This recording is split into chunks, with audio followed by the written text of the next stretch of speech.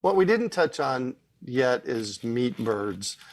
Those are chickens that you raise from chicks to plate. Their whole purpose in life is to be grown as plate birds. That's what we'll call them.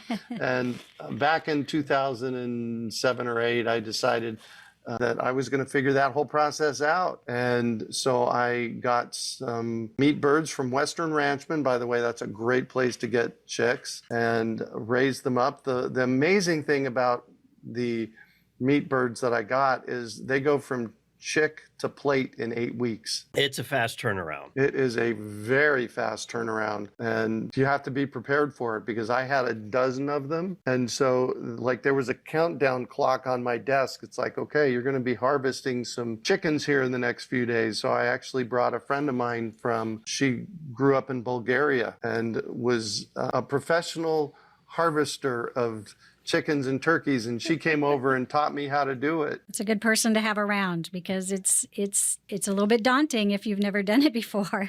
Yeah, exactly. So I've done actual meat birds. Kari, you did it a little differently. Yeah, we would hatch our own eggs, and so we would always end up with some roosters. And like I said, you don't want to have too many roosters around, so we would process a few of those roosters. We also raised turkeys and quail that we would process, and we learned how to do it ourselves. There are places that you can go to process them for you, but you pay a premium for that. But one thing that you do need to know is that if you're going to raise meat birds and hens, you don't want to mix them. You want to keep them separate. That goes probably to another myth that I see a lot when people get into chickens. They think, well, when it's done laying, I'll eat it. By the time that chicken's done laying 3, 4, 8 years later, just depending on how long, there's not a lot of meat left there. You'd have to be one starving person to eat that chicken. That's a stew hen. That's for broth or whatever. For 2 weeks, you gotta boil it down. Yeah.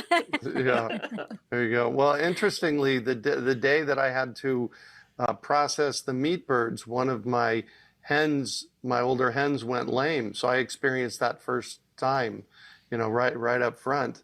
We had these nice, healthy breasts that came off of the meat birds, and there were quarter-sized breasts on the laying hen. So there's a whole lot of truth to that.